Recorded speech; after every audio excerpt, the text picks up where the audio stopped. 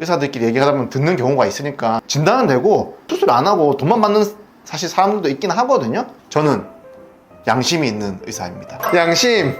가행 진료는 일단 저는 기본적으로 환자분들께 이렇게 말씀드리거든요. 맹장이 어쨌든 걸려야 맹장을 떼는데 맹장이 걸리지도 않았는데 맹장이 걸릴 걸 걱정해서 맹장을 떼지는 않잖아요. 성형수술도 마찬가지거든요.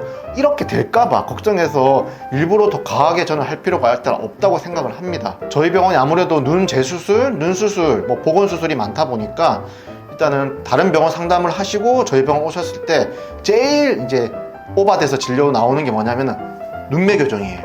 그 눈매 교정이 진짜 필요한 경우가 있고, 사실 가성 안검하수여가지고 이게 눈매 교정 안 하고 그냥 쌍꺼풀만 딱 해주면은 그냥 해결되는 경우가 많거든요.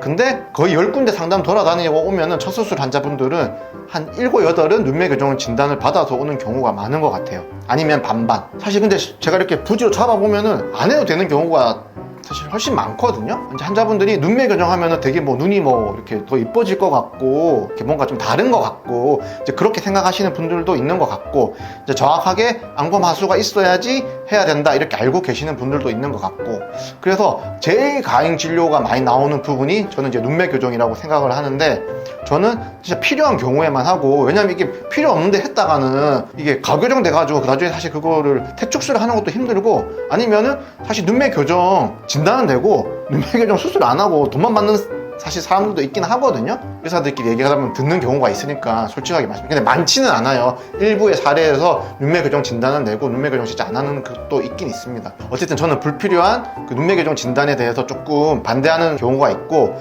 그 다음에 이제 트임과 관련해서도 이제 위트임 얘기를 많이 해요. 일단은 앞트임을 하는데 절개를 하는데 위트임을 또 한다.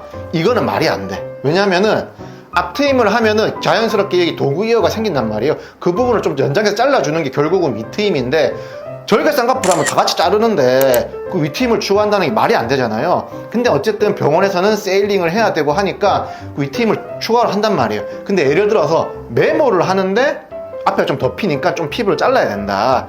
그러면은 그거는 추가로 잘라줘야 되는 거니까 저는 메모를 하면서 앞트임, 위트임이 좀 추가된다. 요거는 이해를 할 수 있는데, 절개를 하는데 앞트임을 하는데 위트임도 한다?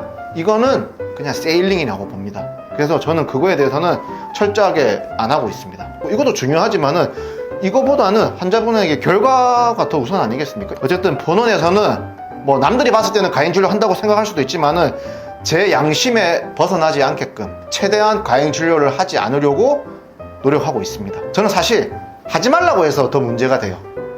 엑스맨. 네, 아무튼 저는 가행 진료를 안 하는 편입니다. 양심이 있는 의사입니다. 양심!